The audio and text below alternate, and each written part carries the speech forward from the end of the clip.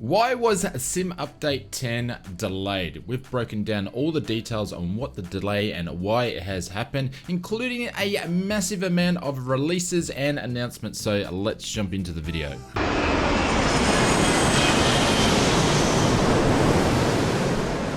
Welcome to another Flight Sim video. In these videos, we try to bring you each and every week all the Flight Sim news in one place. So if that sounds right up your taxiway, please click that subscribe button. 72% of people that watch the Oz Flight Sim channel are not subscribed. So if that's one of you, please hit that little red button. It would really help us out. Let's kick off by pre-flighting the previews and announcements, and the first one goes to our friends at GotFriends, as the team recently announced they were in development with the Wilga for Microsoft Flight Simulator. This week the team showcased the current progress in development with a quick teaser video. GotFriends mentioned that the development time has slipped a little bit with this project due to the delay recording high quality sounds for the Wilga. However, the team expects to have the Wilga out before the end of the year.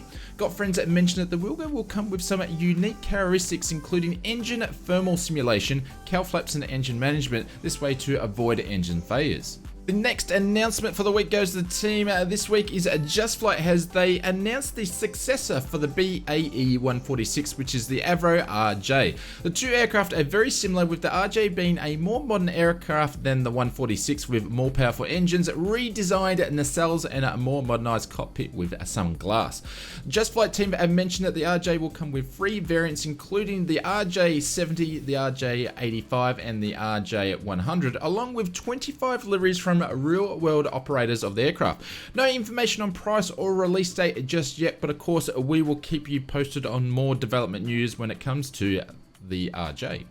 And in some other announcement news this week, a fly-by-wire, unless you've been living underneath a Flight Sim rock, this week released a teaser video of the A380. The team have been in development with the A380 for some time now, which is a big undertaking, and it's a very complex aircraft such as the A380. This video showcases the interior of the aircraft, previewing the modeling, textures and animations. The screens had no systems really displayed, so it's hard to gauge where they're at with systems, but still it's nice to see some footage of the A380 from the team. Apex Gaming PCs and the Oz Flight Sim channel have partnered up to create a range of gaming flight sim PCs tailored to flight simulation pilots in mind. The private pilot and the commercial pilot range has been designed to provide a great frame rates if you are on a budget, or if you're an experienced simmer and want to take your simming to the next level. You can even customize to suit your virtual pilot needs. Links in the description below if you want to check out the new range of Oz Flight Sim PCs, the private pilot and the commercial pilot. Taxiing over to this week's releases, and in some big news this week, the FS Dream Team have released GSX for Microsoft Flight Simulator. GSX has been a very popular product for flight simulations for many years, and it's finally made its way and it's come to the new sim. GSX is a deboarding and boarding add-on that enhances the sim's ground services, including fueling, catering, baggage, jetways, passengers and pushbacks. There's 2 versions of the product for release. There is a Pro package, which includes the same integrations as GSX as it has done in other sims, and it comes with 230 ground service models, which is insane. The other is a lighter package, which will only replace the models of the jetways and the ground services, and in time while keeping its functionality of the default AI. Using this product in the past, I would just go with the Pro version if you can. The light version will be named as GSX World, and it will be only sold on the Sims in-store marketplace, but it's geared towards our Xbox users. You can pick up your copy of GSX directly from their store at the moment. I'll leave a link in the description below. Moving on to our next release, and this one is an aircraft release from Microsoft. They've partnered with Coronado as one of the famous flyers, and it has been released, which is the Bonanza V35 Bravo. The Bonanza is a single-engine 4-seat VTOL monoplane and is part of the Bonanza family, which the Bonanzas are still in manufacture today by Beechcraft. The VTOL cruises at 203 miles per hour with a range of 900 miles and a service ceiling of 17,500 feet. There's no real list of features, which is pretty normal when an aircraft releases on the marketplace as a product only, or it's only available there.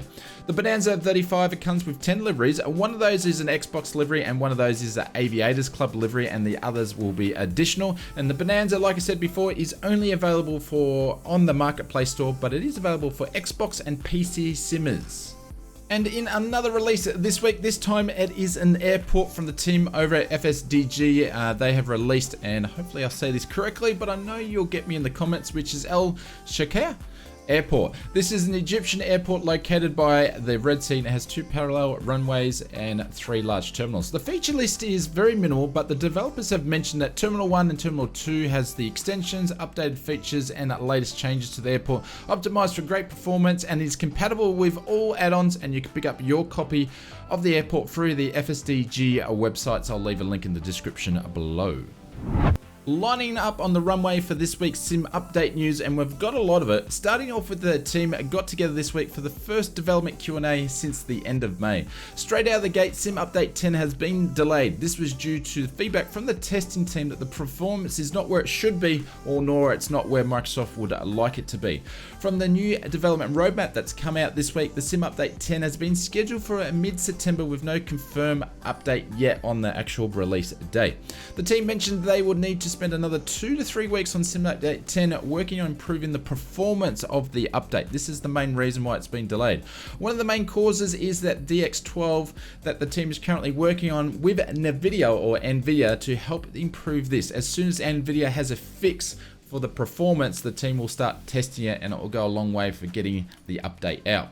The team also in the development Q&A took some questions from people about the update and some of the features that were in the sim, including DLSS, a multi-monitor support and low power mode. To be honest, they didn't really go into too much detail or anything we didn't know. There wasn't really any surprises, but the features are still going to make the update when it is released.